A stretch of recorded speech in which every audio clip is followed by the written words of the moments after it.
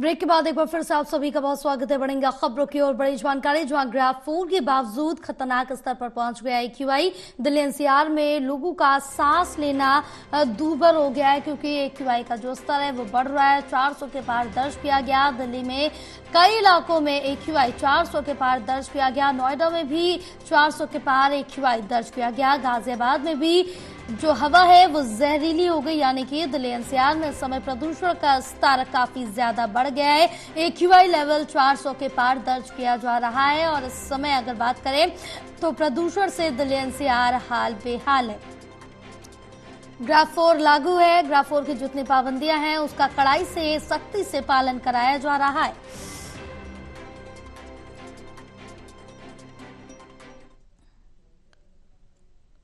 इसके साथ ही बात करें तो यहाँ पर पानी का छिड़काव भी किया जा रहा है। कई टैंकर्स भी मंगाए गए हैं जिससे पानी का छिड़काव किया जा रहा है, यानी कि कुल मिलाकर तमाम प्रयास किए जा रहे हैं जिससे जो प्रदूषण है उसको कंट्रोल में किया जा सके। और ज्यादा जानकारी लेंगे, हमारे साथ हमारे सहयोगी विशाल जुड़े हुए हैं लाइव। विशाल, क्या जानकारी मिल पा रही है, क्योंकि ग्राफ 4 लागू कर दिया गया, प्रदूषण ने एक बार फिर से वापसी कर ली है, 400 के पार एनसीआर में दर्ज किया जा रहा है।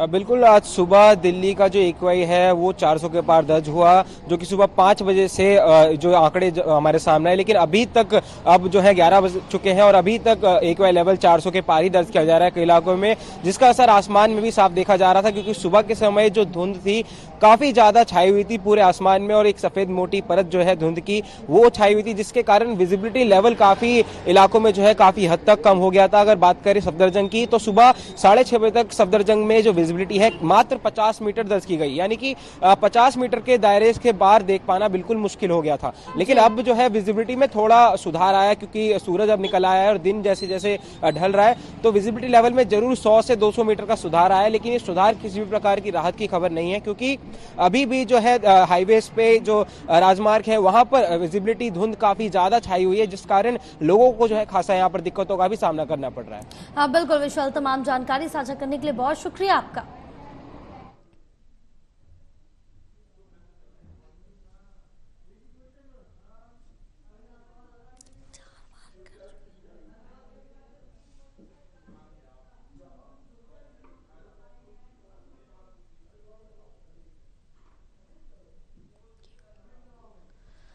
तो बता तो चले कि जिस तरह से दिल्ली एनसीआर में प्रदूषण का स्तर बढ़ रहा है, एक्यूआई लेवल में बढ़ोतरी देखने को मिल रही है। और इसके साथ ही सांस लेना लोगों को मुश्किल हो रहा है, क्योंकि जो मॉर्निंग वॉकर्स हैं उनके लिए भी परेशानियों का सामना करना पड़ रहा है उनको भी, क्योंकि प्रदूषण के स्तर में बढ़ोतरी देखने को मिल रही है।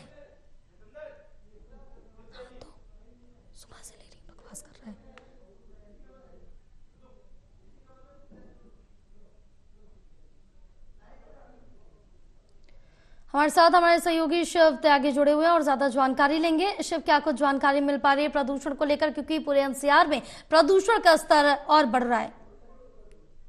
देखिए, लगातार दिल्ली एनसीआर में एक बार फिर ग्रेड 4 के नियम लागू कर दिए गए हैं, क्योंकि जिस तरीके से धुंध और प्रदूषण का जो स्तर है, एक्यूआई है, वो 400 के पार पहुंच चुका है। तो ऐसे में तमाम जो नियम है उनको एक बार फिर से सख्ती से पालन करने के लिए कहा गया है।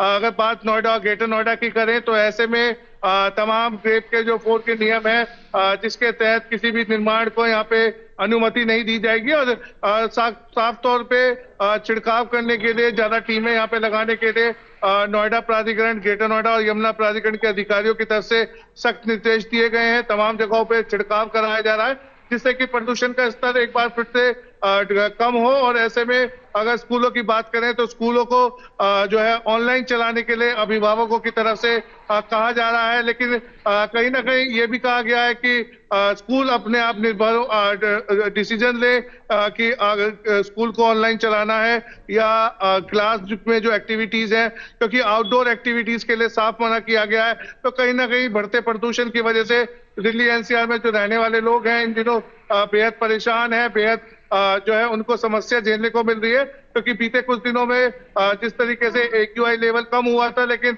अब देखा जा रहा है कि दोबारा से जो एक्यूआई का स्तर है वो 400 के पार पहुंच चुका है। और इसको देखते हुए तमाम जगहों पे सख्तियां बरती जा रही हैं। अब आने वाले दिनों में जब तापमान जो है वो कम होगा, उसके बाद से माना जा रहा है कि AQI का जो है वो कम होगा और कहीं ना कहीं लोगों को इस जहरीली हवा में सांस लेने से एक राहत मिलेगी। बिल्कुल, तमाम जानकारी साझा करने के लिए बहुत शुक्रिया आपका।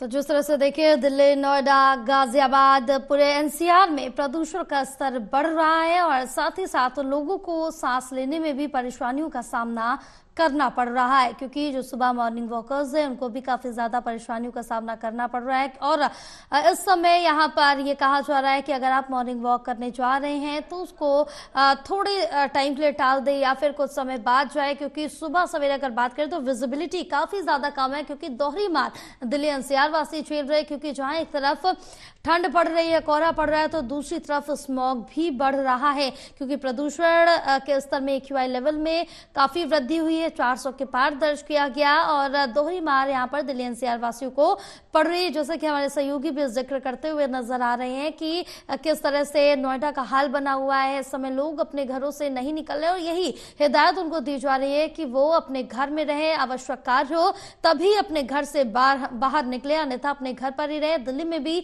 यही हाल बना हुआ है। हमारे साथ हमारे सहयोगी करणवीर जुड़े हुए और ज्यादा जानकारी लेंगे। करणवीर, गाजियाबाद में क्या स्थिति बनी हुई है ठंड को लेकर, प्रदूषण को लेकर? देखिए, गाजियाबाद में आज सुबह काफी ठंड देखी गई, साथ ही साथ जो फोग था वो भी बेहद देखा गया। कई इलाकों में जो विजिबिलिटी है वो बेहद कम थी और विजिबिलिटी के चलते हुए तमाम तरह की दिक्कतें पेश आई। गाजियाबाद में जो देहात का इलाका है वहाँ विजिबिलिटी की एक बड़ी समस्या रही और जो शहर के इलाके हैं वहाँ ठंड और विजिबिलिटी भी काफी प्रभावित रही। साथ ही साथ कई इलाके ऐसे दिखे जहाँ पर लोग आग जला करके, लकड़ियाँ जला करके तापते हुए नजर आए, यानी ठंड दूर करने की कोशिश करते हुए नजर आए। ठंड की और पोल्यूशन की वजह से गाजियाबाद के पार्कों में सुबह घूमने वाले जो लोग हैं उनकी संख्या में भी बहुत गिरावट दर्ज की गई है। जो सुबह के वक्त करीब 4 से 5 बजे जो बुजुर्ग पार्कों में घूमने के लिए जाते थे उनकी वहां संख्या ना के बराबर हो गई है। कई इलाके ऐसे हैं जहां पर विजिबिलिटी बेहद कम हो गई है। मोदीनगर इलाका, लोनी इलाका, डासना, मसूरी इलाका, ये वो देहात के क्षेत्र हैं जहां विजिबिलिटी बेहद कम देखी गई। NH24, NH9 और दिल्ली मेरठ एक्सप्रेसवे का जो जंगल से होकर रास्ता जो निकलता है वहां पर विजिबिलिटी बेहद कम थी, जबकि शहर के इलाकों में विजिबिलिटी थोड़ी देहात की अपेक्षा ठीक रही।